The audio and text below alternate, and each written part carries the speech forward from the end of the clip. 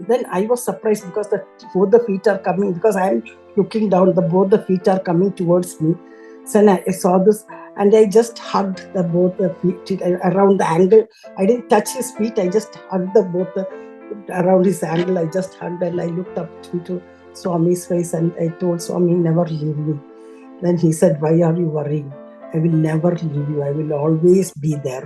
Before that, I was in lot of pain. Pain means the pain was like I couldn't bear the pain because it was rubbing, bone on bone was rubbing.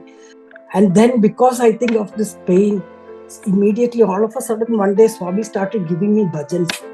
And I was like really surprised because I don't have any such talents for that. I'm not even a good singer. So all of a sudden he started giving me bhajans. Like within 5 minutes, 10 minutes of bhajan, it just comes to my mind. Sri Gananatha Pashupati Tanaya Gajamukha Gajamukha Gajanana.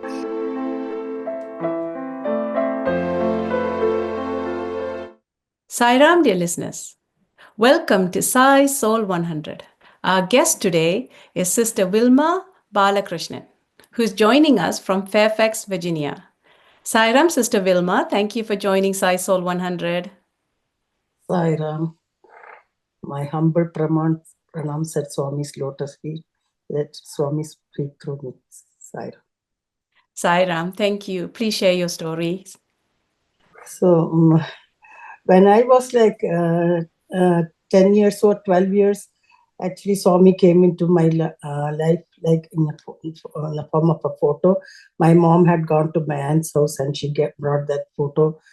But none of us believed in Swami, or we didn't have any idea about Swami. Just it was like a miracle man doing some miracles and curing cancer and all. That was the only information we got. We didn't even know that Swami, he was called Swami. But we just kept the photo in the altar, and then it was left there. Nobody gave it a second thought. But as I was born and brought up abroad, I didn't know any Indian prayers or Indian culture or about Hinduism or anything. All I used to just say was all the gods' names: Shiva, Rama, Krishna, Ram, all that. So that photo, when it came to our house, I just added Satya Sai Baba to my list of God's names. Then in 1978, when I went to India, I saw my parents going to the Sai Center in our place, that is in Kerala, Kollam. So my mom and dad asked me, why don't you come? My dad used to sing there and all. So I went there one day to the bhajan, and I was very attracted to the bhajans. So I only went 1 or 2 times, and then I went back to Kuwait. In 1980, I got conceived with my son, and at that time I was on severe doses of steroids, and that's when I conceived him. And the doctors were very apprehensive. They said that the child might be mentally or physically challenged. So that is when I started praying to Swami, really, with blind belief. I didn't know anything still about Swami, but I just prayed to him. And in fact, he was born normal, no problems, anything. And he was born he came to this world hearing Swami's names, because I didn't know any bhajans or anything. But at the time he was being born, I was just loud voice. I was singing Sairam, Sairam, Satya Sai, Isha Sairam. And that's how he came into this world. So, and he had no problem, no issues. And after that, I told my husband I want to go to Puttavarthi. So we went in 1982. First time we are going. My husband was not a devotee, and he didn't believe in Swami, but he just came with us. My mom and my sister also was there. And when we went there, it was evening darshan time, and we didn't know the rules and regulations there. We just went there, and then we saw all the people were sitting for darshan. Their Sai Kulwant hall was not there. It was the mandir, and everybody used to sit outside on the sand. So it was time for Swami to come. We didn't know anything. My mom and sister and all were standing out only. I didn't know anything. I just walked inside and went and sat in the first row. And nobody could stop me because Swami was coming out straight. So otherwise I would have been thrown out. And that Swami just walked out of the mandir, came straight towards me, because I was sitting there in the front, and the ladies who were next to me were not very happy, but they couldn't say anything. Swami came and stood right in front of me, and he stared at me for like few seconds. I felt like few minutes, but he was staring at me straight into my eyes. And I thought Swami is angry with me because I walked in like that without something I did wrong. But actually, I don't know. But he just stared at me, and he didn't even look at go to the other side or anything. Then he just walked back to the gent side. And that was the first day I'm seeing Swami. I just sat there and say, I didn't know what to pray because didn't know any prayers or anything. So I just sat there, Swami, Swami. I Sai Baba, I said. And then he went back. And then after that, the next day was Onam programs. So my husband was just being very rude. He was saying, what is this? All the people are aggressive to touch his feet and all. What is there in touching the feet and all? He was saying. We kept quiet. And for the Onam program that day night, we saw my husband crawling and going and touching Swami's feet. And my auntie showed that to me. And then when we said we make fun of him, and when he came out, we were going to make fun of him. But the first thing he said when he came, Vilma, that is Sakshat Parabrahma Murti, that's absolute truth. That is he. And from that day, for my husband, there was no going back. He was like he was a true devotee, and he knew there's no one else other than Swami. He's the absolute truth. And for that was for him. One thing I wanted to say is my husband passed away in 2004 in March 15th. And in my beginning of that year, like maybe January or February, I had 3 dreams about Swami. The first dream was I saw him on the stage, at the end of the stage with a yellow robe, and I was standing next to Swami, and that is the only dream. The second dream I saw is Swami sitting in a room on the floor. There's a mattress, like in red color mattress, and orange color rolled pillows, and he was sitting there, and I am sitting there opposite to him, and he's playing that thing. The Lord Shiva's hand, there's that drum. You said Damaru, or I don't know, small drum there is, and he was playing that for me. And nobody's there, only we both. And he's also wearing the orange robe, and he's sitting there. And first he was playing that slowly, and then gradually it started getting speed, and then it started playing very, very, very fast. And I'm sitting there and listening to that, and he's playing that for me very, very fast, from slow to very high speed. And only that was the dream. The third dream was first time seeing him in very far, and then it is like a big auditorium, and then afterwards it's like a big ground, and Swami sitting in there in the chair, and everybody was come and take Pada Namaskar, but nobody should touch his feet. So there are some small steps to, like, we say Pedam, and everybody can come and touch that Pedam and take, but not touch his leg. That was the strict rule. So everybody can touch near his feet. They can touch, not on his feet. So everybody is coming and taking Pada Namaskar, and they are standing in a big line. So when my turn came, I also went to take his Pada Namaskar. So when I went to touch that steps too, Swami put both his feet towards me, for me to touch his feet. And then I was surprised, because both the feet are coming, because I am looking down, both the feet are coming towards me. So I saw this, and I just hugged both the feet around the ankle. I didn't touch his feet, I just hugged around his ankle. I just hugged, and I looked up into Swami's face, and I told Swami, never leave me.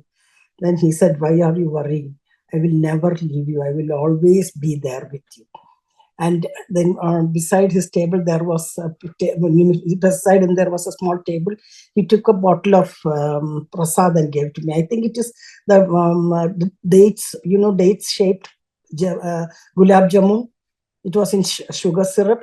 It was that bottle. Nobody else got, only I got that. He gave that to me, and maybe he knows, because I'm very fond of sweets.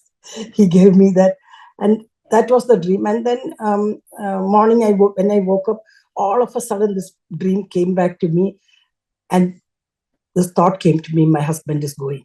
He's not going to be there. And I thought, why I am thinking like that. Then I went and told my husband I saw Swami's dream, but I didn't tell about the thought. Then I said, this is the third time I'm seeing Swami. And then he asked me, did you see his face clearly? I said, yes, I saw his face very clearly all 3 times. This thought, I didn't tell him anything about that, but within 1 week, he was gone. And after that, after he was gone, I used to cry all the time. All the time I used to cry. And then I came to US in 2005.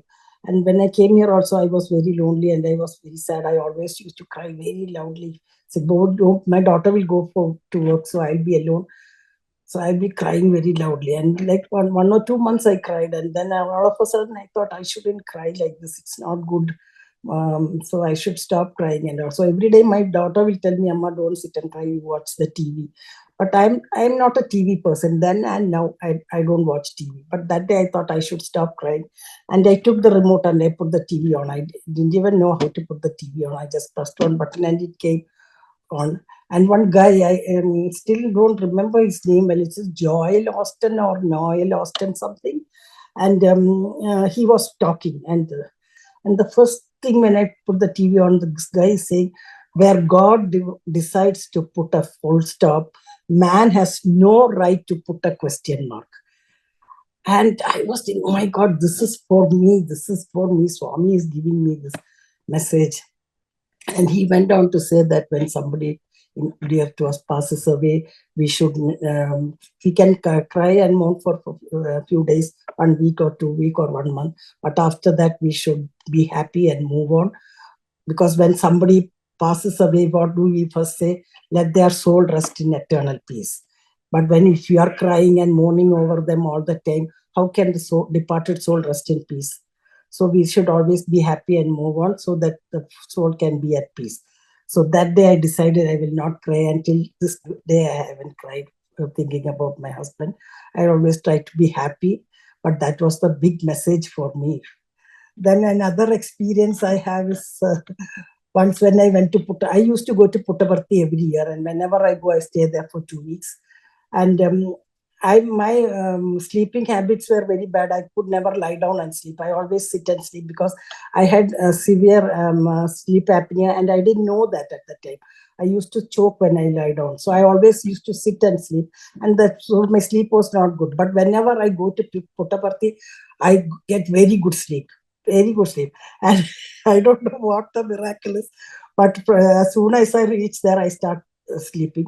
But sitting and sleeping, but I get good sleep. So whenever I go and sit for darshan, also I sit there and sleep. When Swami comes for darshan, I just wait. Somebody next to me will poke me with their elbow, and then I'll get up and say, Swami, oh, pranam, so the Nivasi Karnamaya, and again I'll go to sleep. So, but I was feeling bad. Initially, for a couple of times, I used to go for Sevadar. And then after that, and I've got my Pada Namaskar and all from Swami, his blessing and all.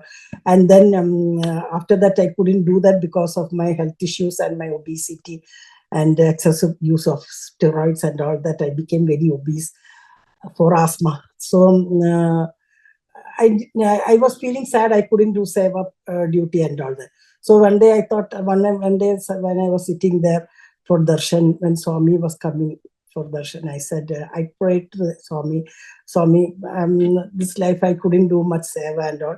So I have a prayer, you must give me my next birth, you must give me. And that life should be with lot of hardships and sufferings. But on one condition, mentally and physically, I should be at your lotus feet 24/7, serving you and serving everybody. And it should be like that. If you're hearing my prayer, come stand right in front of me and give me abhayasta. And I know Swami is not going to come because it is evening time, and after bhajans, he never comes to the ladies' side. He goes right inside the mandir. And because I go every year and I stay there for a long time, so I've never seen after bhajan he's coming out to the ladies' side.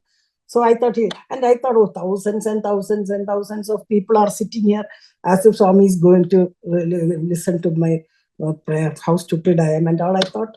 And as usual, anyway, I prayed this and I slept off. So after some time, this lady was sitting on the left side of me. She gave me with her elbow, she gave me one poke. So and I had the habit of sometimes sleeping and putting my head on their shoulder. So I thought this lady is poking me because I put my head on her shoulder. And I am looking and I am seeing Swami standing right in front of me with Abhayasta. And I forgot about the prayer. And I said, oh, Hriday Nivasi Karna Maya Pranam, Kodi Pranam, Shata Kodi Pranam, I am saying. And then Swami is not going, Swami is standing there with the Abhayasta and smiling. He's smiling and standing there. But it took like a few seconds for me. I felt like few minutes, but it is like few seconds. Immediately I remembered my sir, Hriday Karna Maya Pranam, Kodi Pranam, Shata Kodi Pranam.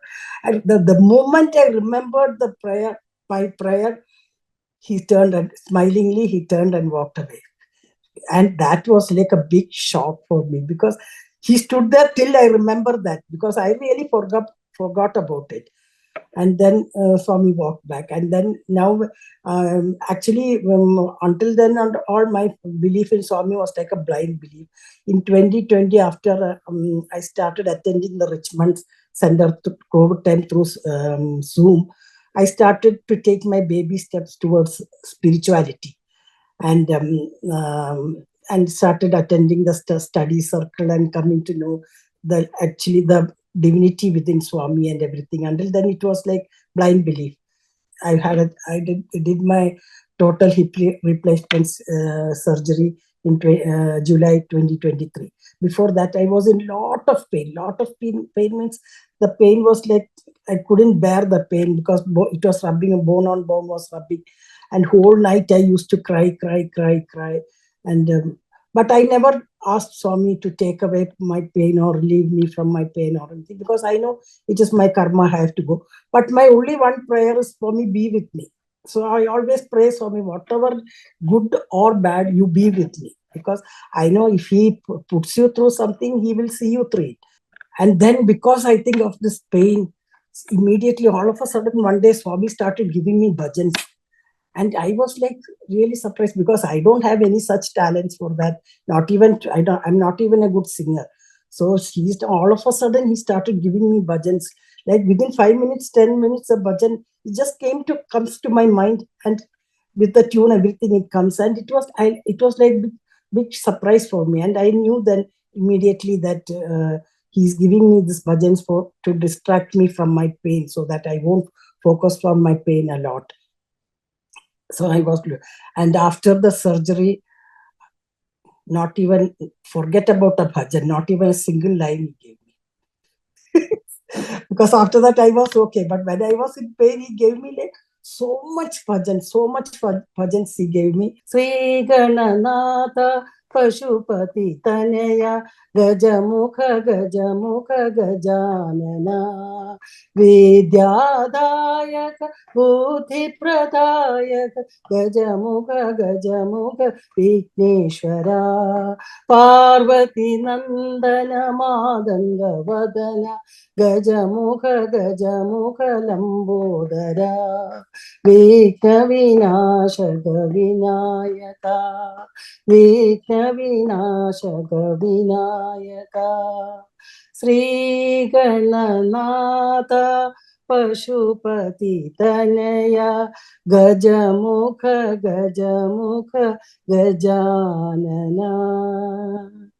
And one other big lesson I learned is, if we have 100% faith in Swami and we surrender to him 100%, then we should never have any doubts.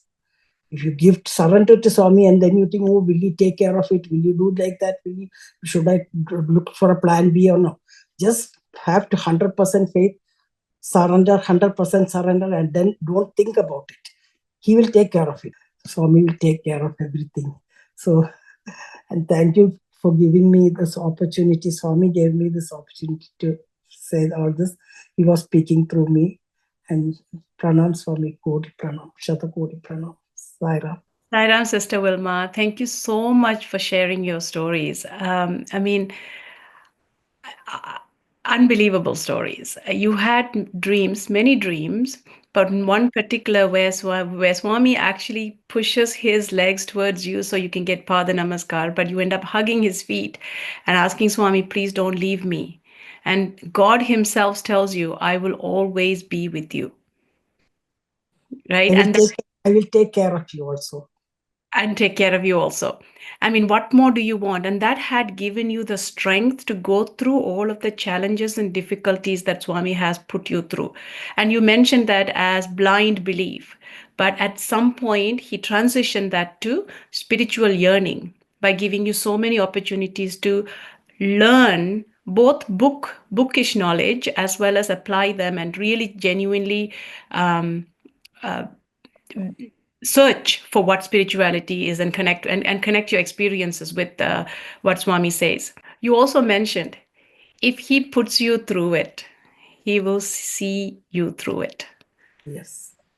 And you did ask, I mean, then a funny story where you're sitting in darshan and you're falling asleep on everybody else's shoulder, and uh, and you understood that's highly likely, but they were, tugging at you because Swami was standing right there, because Swami heard your prayer of, give me all the hardship you want to give me, but please never leave me. Always be with me. And if you are listening to this prayer, come and stand in front of me and give me your Abhayahasta. And that's exactly what happens. He stands there and he blesses you. And I'm not considering the next birth or previous birth. You have had your fair share of health issues this birth, but you are in a place to be able to positively share it because you have that firm belief that he will not leave you. Right? You have to go through your karma, but he will not leave you because he himself said so. Your wish of always be with me, no matter what I'm going through in the next birth, he's here with you right now in this birth and helping you go through the karma. And that's what the most important. And he hears your prayer and love your perspectives that has come out of your personal experiences. Sairam, Sister Vilma, thank you so much. Thank you. Swami's blessings. Sairam, dear listeners, thank you for listening to Sai Soul 100 with Sister Vilma Balakrishnan. I'm Prabha Swaminathan. Until next time, Jai Sairam.